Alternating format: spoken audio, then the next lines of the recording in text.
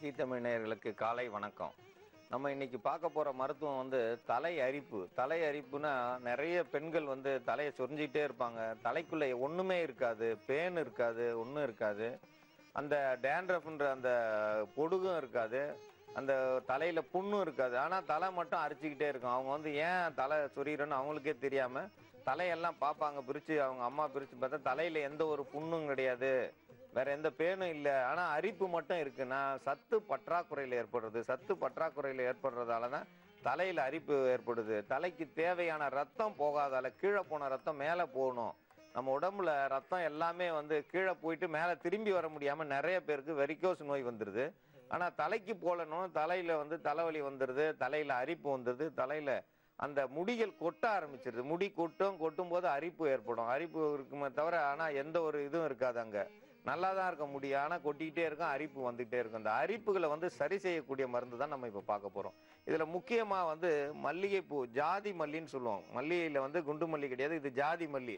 இது வந்து மொட்டா இருக்கும்போது கொஞ்சம் ரோஸ் கலர் நிறத்துல இருக்கும், அந்த இளம் சிகப்பு நிறத்துல இருக்கும். இந்த பூ, இதனுடைய பூனுடைய மனம் வந்து ஒரு நல்ல ஒரு வித்தியாசமா இருக்கும். மல்லிகைப்பூக்கு ஒரு தனி மனம், ஜாதி மல்லிக்கு ஒரு தனி மனம். அந்த மனம் வந்து நம்மளை வந்து கவரக்கூடியது சொல்லுவாங்க. ஆண்களை கவரக்கூடியதுதான் மல்லி. அதுல வந்து ஜாதி மல்லின்னு சொல்லுவோம். அந்த ஜாதி மல்லி அதை விட அவங்களுக்கு வந்து அதிக விருப்பம் ஏற்படுறதுக்காக வேண்டி இந்த மல்லியை வந்து பயன்படுத்துவாங்க. இந்த மல்லியை தலையில வச்சிருந்தாலே தலையில அரிப்பு இல்லாம போயிடும். ஆனா நிறைய பேர் இதை அதிகம் பயன்படுத்தாம வாசம் இல்லாத பூக்களை தலையில வச்சிருப்பாங்க. வாசம் உள்ள பூக்களை தலையில வச்சா தலை அரிப்புகள் சரியாகும்னு நிறைய பேருக்கு தெரியாது. அதனுடைய மருத்துவம் ஒவ்வொன்றும் நம்ம முன்னோர்கள் வந்து மறைமுகமா வச்சிருக்காங்க. தலையில மல்லிகைப்பூ வச்சா தலையில அரிப்பு இருக்காது, அரிப்பு இல்லாம இருந்தா முகம் அழகாக இருக்கும். இல்லைன்னா தலையை சொரிய பேய் விரிச்சு போட்ட மாதிரி முடியை விரிச்சு போட்டு இருப்பாங்க பெண்கள். அது அசிங்கமா இருக்குன்னு தான் தலையில மல்லிகைப்பூ வைங்க அப்படின்னு சொல்லி முன்னோர்கள் செஞ்சாங்க. அது மறைமுகமான மருத்துவம். அது மறைமுகமா இல்லாம நேரடியான இப்ப நம்ம மருத்துவம் செய்ய போறோம். இதுல இந்த ஜாதி மல்லி எடுத்துக்கிறோம். ஜாதி மல்லி வந்து தலையினுடைய அரிப்பை போக்கக்கூடியது, தலையில உள்ள அரிப்பு இல்லாம நமக்கு வந்து நல்ல எண்ணங்களை வர வைக்கக்கூடியது. அது இல்லாம வெட்டி வேர், வெட்டி வேர் வந்து உங்களுக்கு தலைமுடிக்கு அது நல்ல ஒரு நன்மையை தரும். தலையில் உள்ள அரிப்புகளை போக்கக்கூடியது. இதனுடைய மனம் வந்து தலைக்குள்ள இறங்கும் போது அரிப்புத்தன்மை இருக்கக்கூடிய எந்த ஒரு கிருமிகளையோ அல்லது வேற ஏதோ தேவையில்லாத பாக்டீரியாக்களையோ இது வெளியேற்றக்கூடியது. தலையை வந்து பாதுகாக்கக்கூடியது, உடலையே பாதுகாக்கக்கூடியது. பேர் தான் வெட்டி வேர், ஆனா இது செய்யறது எல்லாம் நல்லது தான் செய்யும். ஏன்னா இதை வெட்டி தான் எடுக்கணும். அந்த பூமிக்குள்ள இருந்து வெட்டி எடுக்கிறதால தான் இதுக்கு பேர் வெட்டி வேர். இது அதிகமாக வேர், சல்லி வேர்களே விட்டுருக்கோம். நமக்கு எவ்வளவு வேர் எடுத்தாலும் அந்த செடி வந்து அழியறதுக்கான வாய்ப்பு இருக்காது. செடியை வேரோட புடுங்காம பக்கத்துல நம்ம வெட்டி எடுத்தோம்னா எவ்வளவு தேவையோ வேர் நம்ம எடுத்துக்கலாம். ஆனா செடி வந்து அழியாம இருக்கும். ஒரு சின்ன இணுக்க வெட்டி எடுத்து வச்சோம்னாலே அது மீண்டும் தழுக்க ஆரம்பிச்சிடும். அது மீண்டும் மீண்டும் அங்கங்க வெட்டி வேரினுடைய தன்மை வந்து கரைகள்ல, கம்மா கரைகள்ல வந்து நட்டு வச்சிருப்பாங்க. இந்த புதுசா குளம் வெட்டுறவங்க அந்த கரையில நட்டு வச்சாங்கன்னா குளத்தினுடைய மண்ணுடைய அரிப்பை தடுக்கக்கூடியது. மண் அரிப்பு இன்னைக்கு வந்து நிறைய இடத்துல மண் அரிப்பு ஏற்பட்டுருச்சு, மண் சரிஞ்சிருச்சு கம்மாய்கள்ன்றாங்க. அங்கெல்லாம் இந்த வெட்டி வேரை கொண்டு போய் ஒரு நம்ம புல் மாதிரி தான் இருக்கும், ஆனா அந்த முனையை வெட்டிட்டு வேரோட இருக்கிறத கொண்டு போய் நட்டு வச்சோம்னா எந்த ஒரு கம்மாயில மண்கள் சரிவே ஏற்படாது. இது வந்து தாய்லாந்துல வந்து எல்லா மலைகள்லயும் நட்டு வச்சிருக்காங்க, மலேசியாவிலையும் இது நட்டுருக்காங்க. ஏன்னா மண் அரிப்புகளை தடுக்கிறதுக்கு. இன்னைக்கு நம்ம ஊட்டி ரயில் போற இடம்லாம் நிறைய தடை ஏற்பட்டு மண் சரிவு ஏற்படு. அந்த மாதிரி இடத்துல இந்த வெட்டி வேர் நட்டாங்கன்னா அந்த வெட்டி வேர் நட்ட இடத்துல எந்த ஒரு மண் சரிவும் ஏற்படாது. ஏன்னா வெட்டி வேர் அவ்வளவு பலமானது. அது வந்து ஆயிரக்கணக்கான வேர்களை விட்டு ஒரு வேருக்கு ஒரு வேர் பின்னி கொசு வலை மாதிரி, சிலந்தி வலை மாதிரி மண்ணையே பின்னி மண்ணையே கரைய விடாம பாதுகாத்துக்கிறோம். மண்ணை பாதுகாக்கிறதுல இந்த வெட்டி வேர் வந்து ஒரு சிறந்த மூலிகை. இந்த மூலிகையை நம்ம தலைக்கு பயன்படுத்தும் போது தலையில உள்ள எந்த ஒரு அழுக்குகளோ எந்த ஒரு பூச்சிகளோ தேவையில்லாத ரத்தத்துல அழுக்குகள் இருந்தாலும் சரியாக்கக்கூடியது. இதனுடைய மனம் வந்து தலையை சுத்தம் செய்யும், கண் பார்வை அதிகரிக்கும். அதனால இதை பயன்படுத்துறோம். ஆவாரையை கண்டோர் சாவோரும் உண்டோ என்று பழமொழி இருக்கு. ஆவாரை பூத்திருக்க எல்லாத்துக்கும் வந்து நல்லதுதான் நடக்குமா. ஆவாரை வந்து எங்க இருக்கணும்னா தங்கச்சத்து அதிகமா பூமியில இருக்கிறத பூரா மேல கொண்டு வருது. தங்கச்சத்தை மேல கொண்டு வர்றதால அந்த தங்கச்சத்து உள்ள பூவை நம்ம சாப்பிட்டோம்னா நம்ம உடம்புல இருக்க எல்லா நோயும் தீரும். எந்த நோய்க்குன்னு இல்லை, எல்லா நோய்க்கும் ஆவாரம்பூ சாப்பிடலாம். ஆவாரம்பூ சாப்பிட ரொம்ப அருமையா இருக்கும். குழந்தைகளுக்கு இதை கொடுக்கலாம், பெரியவங்களுக்கு கொடுக்கலாம். பெண்கள் அதிகம் சாப்பிடலாம். பெண்கள் சாப்பிட அவங்களுடைய மாதவிடாய் சீர்கள் சரியாகும். பெண்களுக்கு எந்த வகையிலையும் உதவும். இது வந்து சர்க்கரை நோயை கட்டுப்படுத்தக்கூடியது. அது மட்டும் இல்ல, உப்பை கட்டுப்படுத்தக்கூடியது. உடல் அமைப்பு அனைத்து நோய்களுக்கும் இது நல்ல ஒரு மருந்து. இது எல்லா இடத்துலையும் கிடைக்கும். இதுக்கு தண்ணி விடணுன்ற அவசியம் கிடையாது. தண்ணியே இல்லாத வறட்சியான பூமியில, கரிசல் காட்டுலயோ, செவல் நிலத்திலையும், இந்த ரோட்டோரங்கள்லயும், வாய்க்கால் ஓரத்துல இது வராது. தண்ணி இல்லாத காஞ்ச பகுதியில இது அதிகமா இருக்கும். இது அதிகமா வறட்சியை தாங்கி வளரக்கூடியது. ஆனா தண்ணியே இல்லாத இடத்துல பார்த்தீங்கன்னா இது பூத்து குலுங்கி போயிருக்கும், யாரோ தண்ணி ஊற்றி வச்சா மாதிரி. ஏன்னா இயற்கையா மேகத்துல இருக்கிற அந்த ஆக்சிஜனை எடுத்து, யூரியா தன்மையை எடுத்து இது வளரக்கூடியது. இதுக்கு எந்த ஒரு உரமும் தேவையில்லை. இது வந்து தன்னாலே வளரக்கூடியது. இதை நம்ம சாப்பிடும்போது நமக்கு நிறைய நன்மைகள் ஏற்படும். இதை மருந்தா பயன்படுத்துறதுக்கு நம்ம இப்ப கொண்டு வந்திருக்கோம். கருவேப்பிலை நம்ம சொல்லுவோம். கருவில வந்து கர்ப்பப்பையிலையும் சுத்தம் பண்ணும், கருவையும் சுத்தம் பண்ணும், நம்ம உடலையும் சுத்தம் பண்ணக்கூடியது. இந்த கருவேப்பிலையை என்ன செய்யறாங்க, அதிகமா சாப்பிட்டா கண்ணுக்கு நல்லது. கருவேப்பிலையை அதிகமா துவையில அரைச்சி சாப்பிட்டா கண் பார்வை கூடும். அது மட்டும் இல்ல, கருவேப்பிலையை சாப்பிட சாப்பிட தலையில உள்ள முடிகள் கொட்டாது, முடி கருகருன்னு வளரும். அதனால கருவேப்பிலைய தேங்காய் எண்ணெயில பயன்படுத்துவாங்க. கருவேப்பிலையை பயன்படுத்த நமக்கு நல்லது நடக்கும். கருவேப்பிலையை நீங்க பார்க்கலாம், எங்க பார்க்கலாம், உங்களுக்கு வீட்டுல தினந்தோறும் சமையல்ல அதை வந்து தாளிக்கிறதுக்கு பயன்படுத்துறோம். இது வீட்டு ஓரங்கள்ல மரங்களா வளர்க்குறாங்க. தூத்துக்குடியில வந்து 6000 ஏக்கர்ல பயிரிட்டு இருக்காங்களாம் கருவேப்பிலை. ஏன்னா இதுக்கு ஆள் தேவைகள் குறைவு. இதனுடைய கருவேப்பிலை வந்து 6000 ஏக்கர்ல நட்டுருக்கிறதால கருவேப்பிலை அவங்க வந்து அப்படியே வெட்டி தான் எடுக்கிறாங்க. 90 நாளைக்கு ஒரு முறை வெட்டி எடுக்கிறாங்களாம். அவங்களுக்கு தேவையான ஒரு நல்ல ஒரு பணப்பயிராக இருக்கு. அவங்களுக்கு எந்த ஒரு கஷ்டமும் இல்லாம விளையக்கூடியது. ஆனா நமக்கு ரொம்ப தேவைக்கூடியது. நமக்கு தேவை, ஒவ்வொரு வீட்லயும் கருவேப்பிலை தேவை. அதனால இந்த கருவேப்பிலையை நம்ம எல்லாரும் பயன்படுத்தணும். இதை எல்லாரும் பிச்சு நேரா போட்டு தாளிச்சு எடுத்து வெளியில போட்டுருவாங்க. இல்ல, இதை சிறு துண்டுகளா நறுக்கி போட்டோம்னா அந்த கருவேப்பிலையை உள்ளுக்கு சாப்பிட்டா கண்ணுக்கு நல்லது, தலைக்கு நல்லது. இந்த தலை அரிப்புக்கு இதோட சேர்ந்த நல்லெண்ணெயை பயன்படுத்துறோம். நல்லெண்ணெய் ஏன் பயன்படுத்தணுமா, தலையின் உள்ள தோல் துவாரங்களை திறக்கக்கூடியது. தேங்காய் எண்ணெயை பயன்படுத்தணுமா, தோல்களை வந்து அடைக்கக்கூடியது. நல்லெண்ணெய் வந்து தோல் துவாரங்களை வந்து திறக்கக்கூடியது. தோல் துவாரங்களை திறக்க அந்த தோல் துவாரங்கள் வழியாக இந்த எண்ணெய் உள்ள இறங்கும் போது உள்ள எது கெடுதி செய்தோ அந்த கெடுதி செய்த அந்த கிருமிகளோ, நச்சு கிருமிகள் அல்லது தேவையில்லாத அந்த ரத்தம் இல்லாத இடத்துலையும் இது போய் சேரும் பொழுது நமக்கு நல்ல புத்துணர்ச்சியை கொடுக்கும்.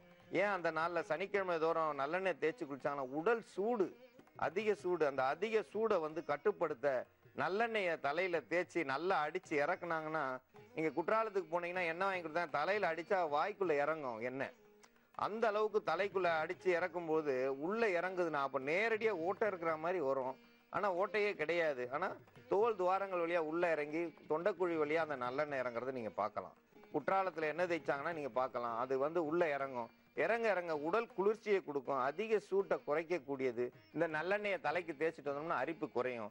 நிறைய பேர் எண்ணெயே தேய்க்கிறது கிடையாது. ஏன்னா இன்னைக்கு வந்து அது ஒரு அழகு, முடியை எப்படி தட்டி விட்டு போறாங்க. ஆனா உள்ள முடியே இருக்காது. எண்ணெய் தேய்ச்சா வரியா உள்ள சொட்டத்தலை தெரிஞ்சிருன்றதுக்காக வேண்டி எண்ணெயே தேய்க்கிறது கிடையாது. எண்ணெய் தேய்ச்சா முடி இல்லாத குறை தெரிஞ்சிருன்றதுக்காக வேண்டி எண்ணெய் தேய்க்காம இருக்காங்க. ஆனா எண்ணெய் தேய்க்காம இருக்கிறதால அவங்களுக்கு தான் நிறைய கெடுதி. அவங்களுடைய தலையினுடைய எல்லா பகுதியிலையும் அந்த நேரடி வெயில் படுறதால உள்ள புண்களும் அந்த செதில்களும் ஏற்படும். இந்த செதில்கள் ஏற்படுறதால அவங்க தலையில புண்கள் அதிகமாகி அந்த சோரியாசிஸ் நோய் வரத்துக்கான வாய்ப்பு இருக்கு. அந்த தோல் நோய் வரும்.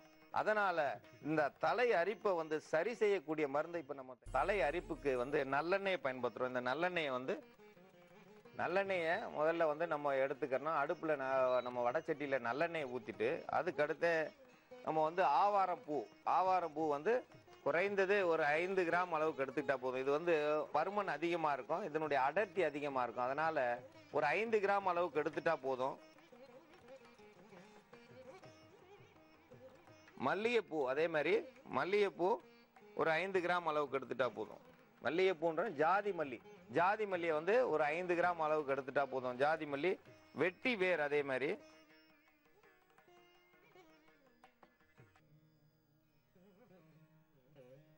இந்த கருவேப்பிலை குச்சி இலை எல்லாத்தையும் சேர்த்து போடலாம். கருவேப்பிலையை வந்து ஒரு 5 கிராம் அளவுக்கு சேர்த்துக்கிறணும்.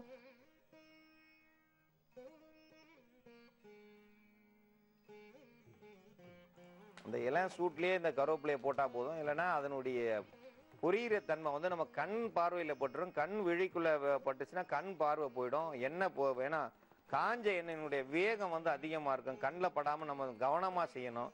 ஏன் இதை கவனமா செய்யணும்னா, சிலர் வந்து தட்டை ஒன்று முன்னாடி வச்சுட்டு மறைமுகமா போடுவாங்க. அந்த தட்டில் தெறிக்கிட்டோன்னு நம்ம நேரடியாக செய்யறவங்க ரொம்ப கவனமா செய்யணும்.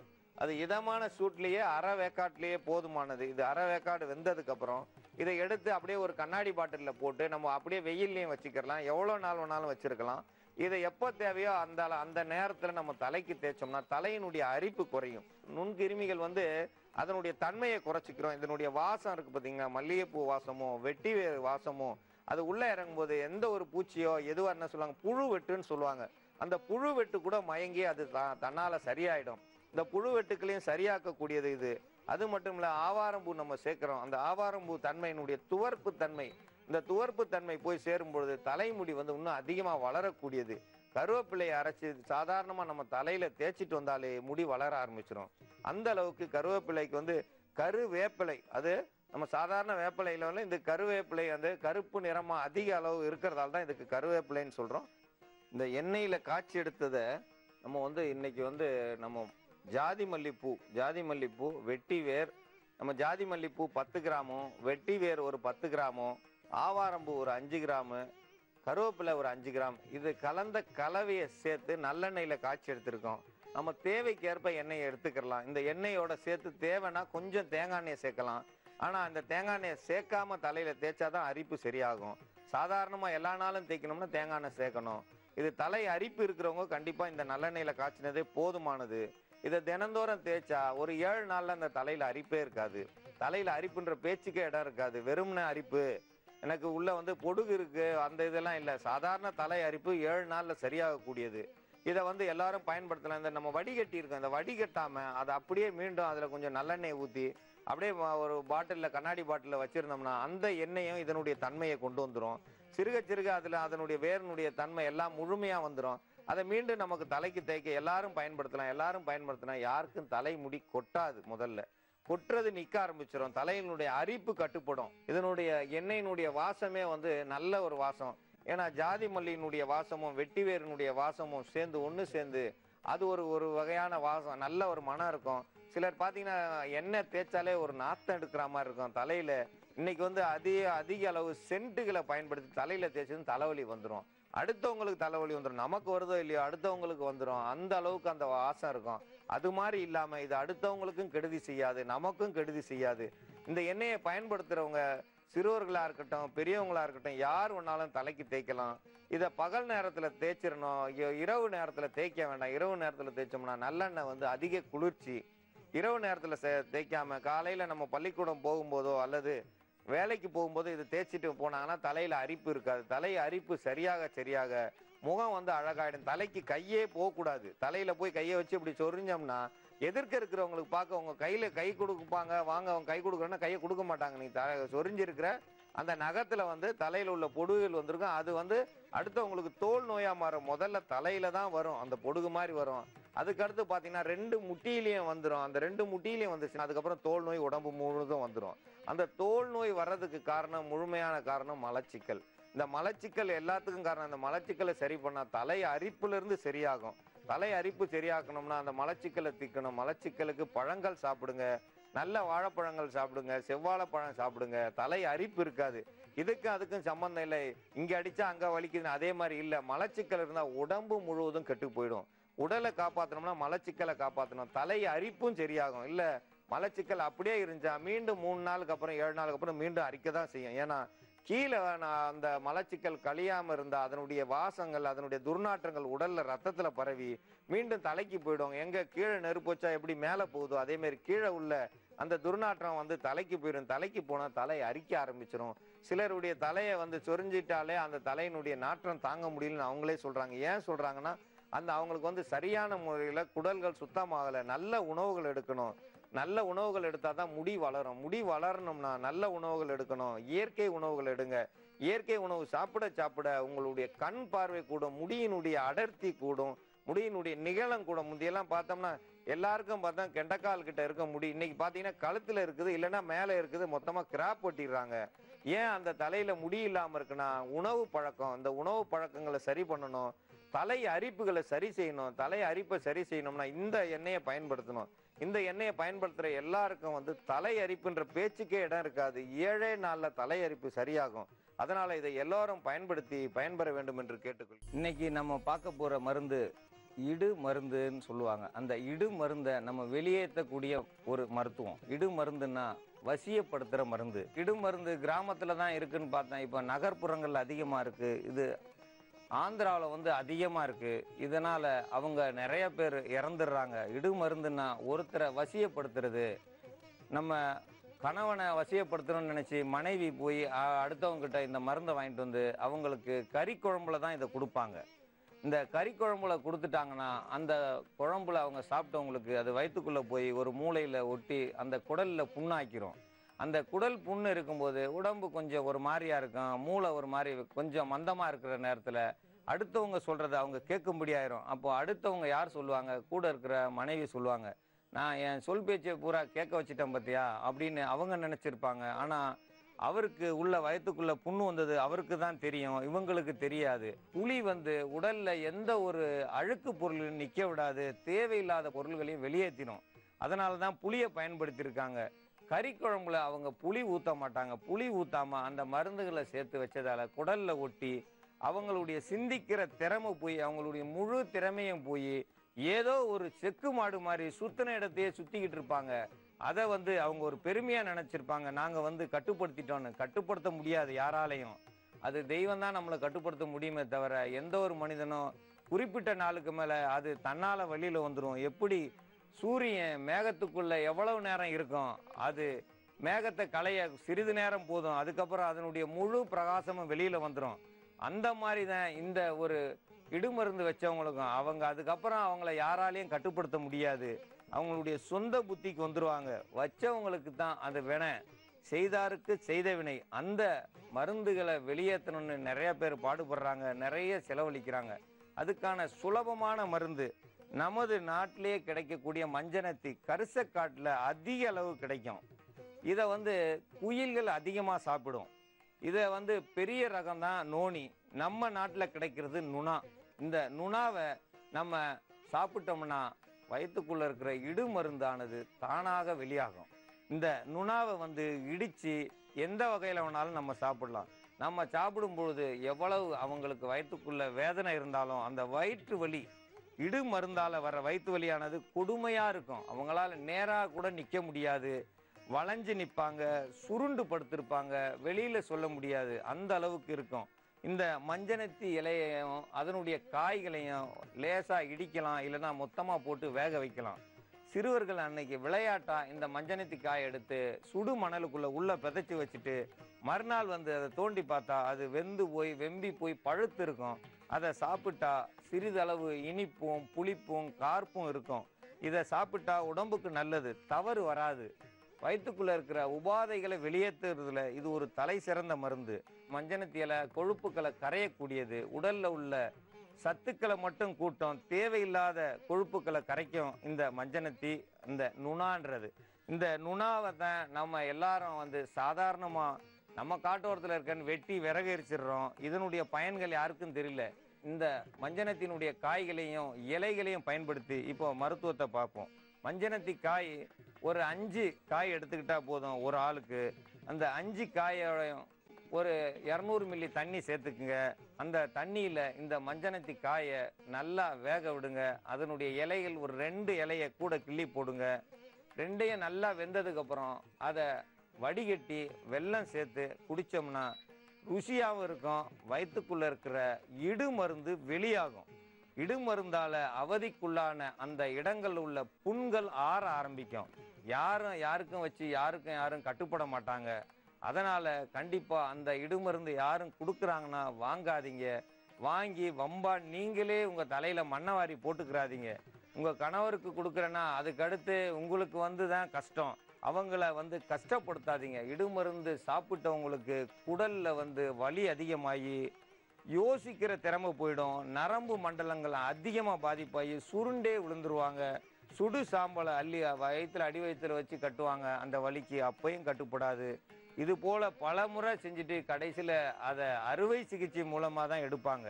குடலினுடைய முழு பகுதியும் அந்த மருந்தானது அடைத்து அவங்கள செமிக்க விடாமையும் சாப்பிட விடாமையும் வாந்தி வரும், வயிற்றோட்டமாகும். அதனால் அவங்க இறந்துருவாங்க. அந்த நிலைக்கு யாரும் செய்யாதீங்க. இடுமருந்து வெளியாகணும்னா செலவழிக்க வேண்டாம். உங்க ரோட்டு ஓரத்துலயும் சாதாரண ஒரு இடத்துலயும் கரிசக்காட்டுல வந்து அதிகமா இருக்கும். நீங்க எத்தனை வெட்டினாலும் இந்த மரங்கள் அழியாது. ஏன்னா இங்க வெட்ட வெட்ட தழைக்கக்கூடியது. எத்தனையோ வகை மருந்துல இந்த மஞ்சனத்தி மரம் அதிக அளவு மருத்துவ பயன். இதை யாரும் மருந்துக்கு பயன்படுத்துறது கிடையாது. சாதாரண செவல் நிலத்தில் இருக்கிற ஆடுகளோ மாடுகளோ இதை மேயாது. அதே போல இதை நம்ம சாதாரணமா சாப்பிட மாட்டோம். இதை நல்லா வேக வச்சு இதை வந்து வடிகட்டி அதோட சேர்த்து வெல்லம் சேர்த்து சாப்பிட்டோம்னா நல்ல ருசியா இருக்கும். நல்ல ருசியா இருக்கிறது மட்டுமல்ல, இதமா இருக்கும். வயிற்றுக்குள்ள இருக்கிற புண்களை ஆற்றக்கூடியது. இதை குடிச்சது மட்டுமல்ல, இந்த தொக்கை வந்து அந்த இடத்துல புண் இருக்கும் கண்டிப்பா. அப்போ முருங்கை இலை சாறு ஒரு 20 சொட்டு அளவுக்கு உள்ளங்கையில விட்டு நக்கி சாப்பிட்டா போதும். குடிக்க முடியாது முருங்கை இலை சாறை. ஏன்னா அந்த அளவு உமட்டும், வாந்திக்கு வந்தாலும் வந்துடும். அதனால கையிலேயே கசக்கி ஒரு 10 சொட்டு விட்டு தினந்தோறும் ஒரு 3 நாள் அல்லது 5 நாள் நக்கிட்டு வந்தோம்னா, அந்த சாறை நக்கி நாக்கில் சாப்பிட்டோம்னா உடல்ல அந்த இடுமருந்து இருந்த இடம் புண்கள் ஆறும். புண்கள் ஆறிச்சுன்னா வலி குறைஞ்சிரும். அந்த வலி குறைஞ்சிட்டா அவங்க சொந்தமா யோசிக்கிற திறமை வந்துடும். அவங்களுடைய திறமை முழு திறமையும் கிடைக்கும். இந்த மஞ்சனத்தினுடைய காய்களையும் இலைகளையும் வேக வைத்த தண்ணியை நம்ம இதமான சூட்டில் குடிச்சா போதும். அதிக சூட்டில் குடிக்கணும்னு அவசியம் இல்லை. இதை கொண்டு போய் நம்ம ஃப்ரிட்ஜில் வச்சிருந்து நல்லா குளிர்ச்சியானதுக்கப்புறம் குடிச்சா இன்னும் நல்லது. ஒன்றும் தவறு கிடையாது. சூடாக தான் குடிக்கணும்னு இல்லை. இதை காய்ச்சி எடுத்து வச்சிருந்து 2 நாள் கூட இன்னைக்குள்ள குளிர்சாதன பெட்டிக்குள்ளே வச்சிருந்து குடிக்கலாம். வயிற்றுக்குள்ளே இருக்கிற புண்கள் கொஞ்சம் கொஞ்சமாக ஆறும். இன்னைக்கு ஏன்னா தினந்தோறும் போய் இலை பறிக்க முடியாத சூழ்நிலை. அதனால் இந்த முறையை பயன்படுத்தினோம்னா 3 நாளில் இந்த வயிற்றுக்குள்ளே இருக்கிற அழுக்குகள் வெளியாகி அந்த இடு மருந்தானது வெளியாகி அவங்க வயிற்றுக்குள்ளே இருக்கிற புண்கள் வெளியாயிடும். அவங்க சொந்தமாக யோசிக்கக்கூடிய திறமை வந்துடும். அந்த யோசிக்கும் திறமை வந்துச்சுனாலே அவங்க வாழ்க்கையில் முன்னேறுவாங்க.